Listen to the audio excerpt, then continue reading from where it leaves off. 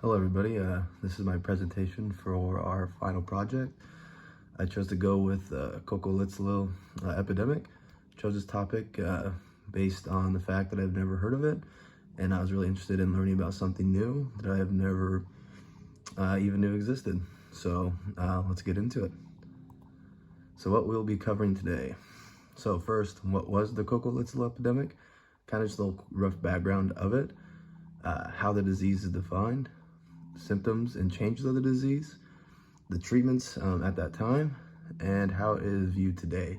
Finally, last slide will be sources I used for this presentation. So what was the Cocoliztli epidemic? So Cocoliztli translates directly to pest or disease. So it's more of a broad term for the diseases that ravaged Mexico in the 16th century.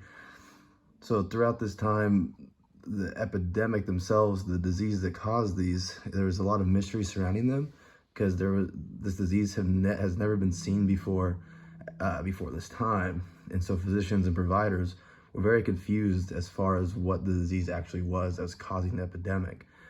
The term or the disease that caused it ended up being defined as a Cocoliztli disease, but more or less it was just the epidemic, kind of a disease epidemic, if you will, because we were very unsure of exactly what caused the epidemic.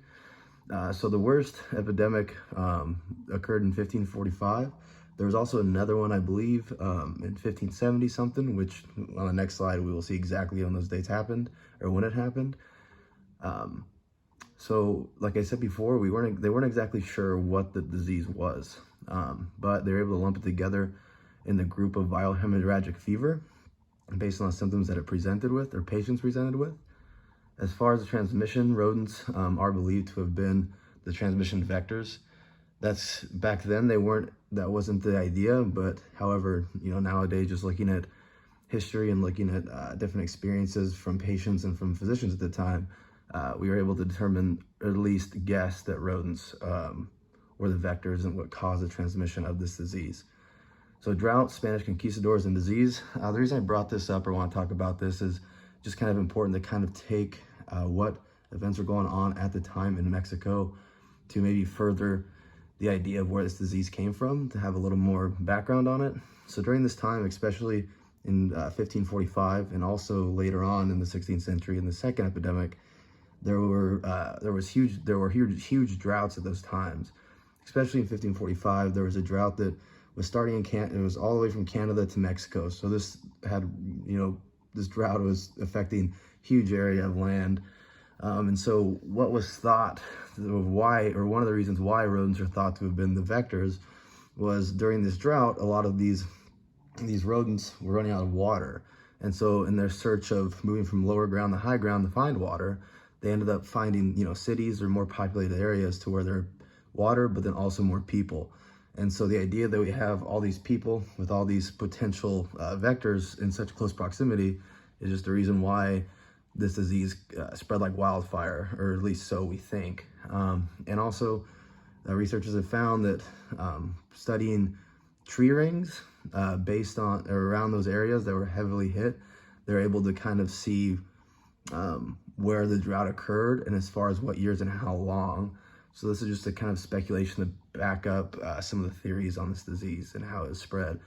Also, Spanish conquistadors, at that time, you're having Spanish coming over to Mexico, all settling there and kind of pushing the indigenous people, Mayans, Aztecs, away from where they lived, kind of treating them worse than they needed to be treated, and then also having them in very unsanitary conditions.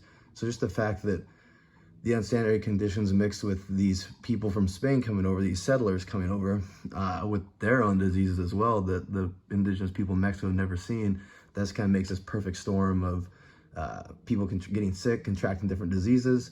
And so that's kind of why it's a little mysterious as far as exactly where this disease came from.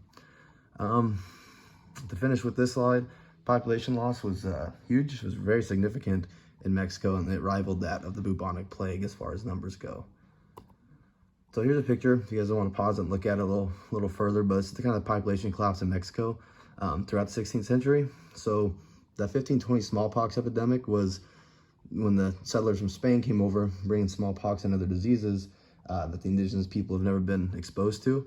nobody had an immunity to these types of diseases. So a lot of them, approximately 8 million, were killed off of this time.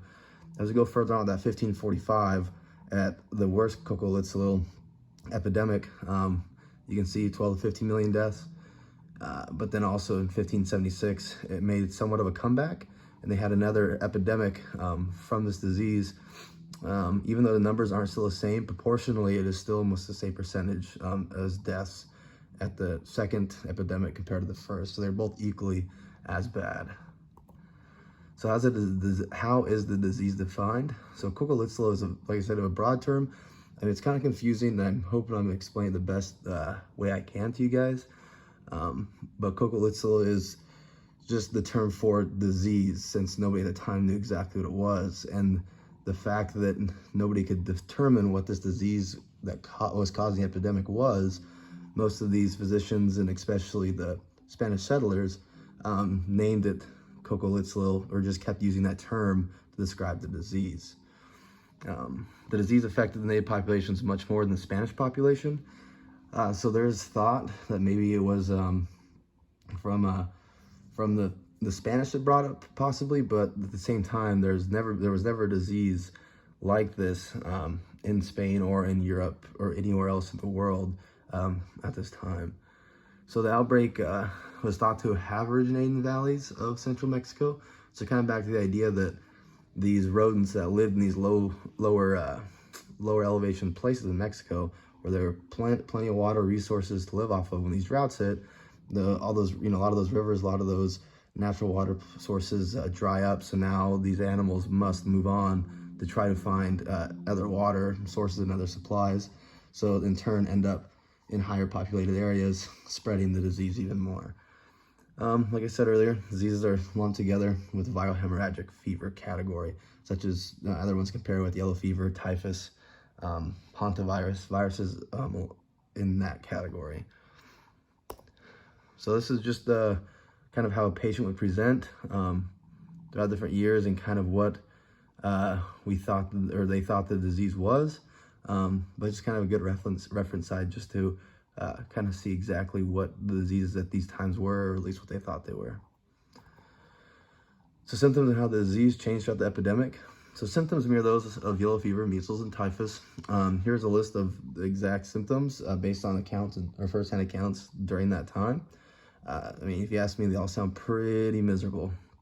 But the onset was very rapid, with death occurring 3 to 4 days in most cases. However, once somebody was symptomatic, showing symptoms of this disease, usually within a week they died. That also kind of on the other side shows that if somebody was to make it past the first week, they would usually recover from this disease, based on usually the person would not survive within the first 7 days. The disease is believed, I mean, it kind of touched on this a little bit, but it's believed to be indigenous to the area. But the weird part about that is that, many settlers, especially these Spanish settlers, were not affected as severely by the disease and not catching it in the same great as numbers as the indigenous people of Mexico. I mean, the possible idea might be because the Spanish have experienced other diseases throughout their history, and maybe this Cocoliztli disease was something that they have encountered in the past, or something that was similar to it, so their body had some sort of immunity to it. Maybe not complete immunity, but something that prevented them from contracting the virus as much as the indigenous populations. So here's just exact symptoms of the disease, kind of how somebody would show up at the clinic, or to go see one of the patients would present. So treatments were based off 3 or 4 humors. At the time, a physician, Francisco Hernandez, believed that if the bleeding from the nose stopped, that the chances of survival increased. And to me, this isn't really so much as, I don't know the treatments that he did to try to get the bleeding to stop from the nose, but in my mind, if the bleeding has stopped from the nose, eyes, mouth, that just shows that the possible gastrointestinal bleeding has stopped, and so that patient is recovering and will recover. The presence or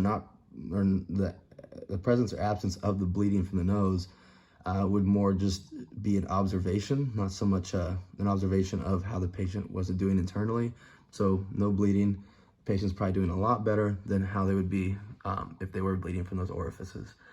Treatments were aimed at stopping dysentery and draining nodules that would present behind the ears. Kind of back to balance of the four humors. Those nodules would get drained just to try to drain that pus and other exudate out of those areas to balance out the humors in the body. Also, concoctions of native herbs were used, and the disease was thought to be spread by miasma or bad air at the time. I will try to hurry up here at the last slide.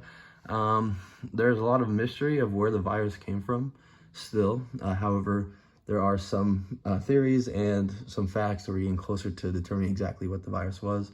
First conclusion was it was a form of hantavirus based on the fact that it kind of presented similar symptoms, and the hantavirus is caused by rodents as well.